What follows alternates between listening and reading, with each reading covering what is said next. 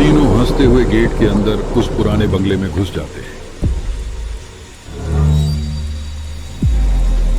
मगर जैसे ही वो अंदर कदम रखते हैं, बंगले के अंदर गहरी बदबू फैल गई। दीवारों से पपड़ी झड़ रही थी और हवा में सड़न का एहसास था।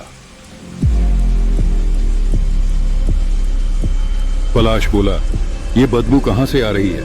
देवोजित ने हंसते हुए कहा, बिल्ली मरी होगी यार, चल सो जाते हैं।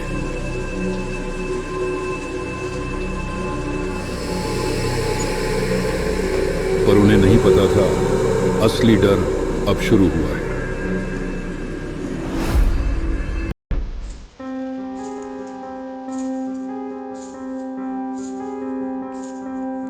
रात के तीसरे पहर पलाश को पायल की छम छम सुनाई दी और देवोजित को किसी लड़की के रोने की आवाज आई। वो महसूस हुआ कमरे के कोने में कोई खड़ा है, बस उसे घूर रहा है।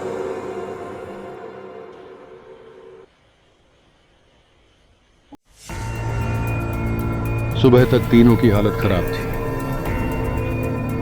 चेहरों पर डर, आंखों में नींद नहीं, मगर असली खौफ तो अब आने वाला था।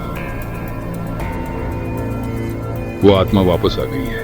सुबह नाश्ते की मेज पर पलाश बोला, मैंने कहा था ना कि नींबू बुर्ज को हल्के में मत लेना, और वो लड़की की आत्मा जो तुम्हें दिखाई दी वो वही होगी जो वापस आ रही है। देवोजित चिल्लाया, ये सब इत्तेफाक है।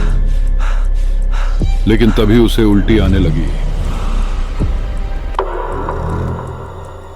कमरे में सन्नाटा छा गया।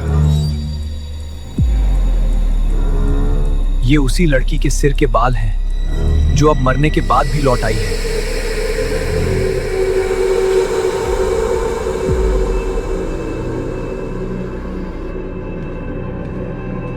देवोजित को बहुत तकलीफ हो रही थी।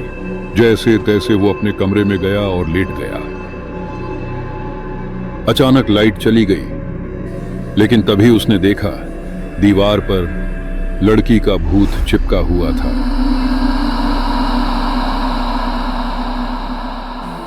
का चेहरा बहुत भयानक और विकृत था।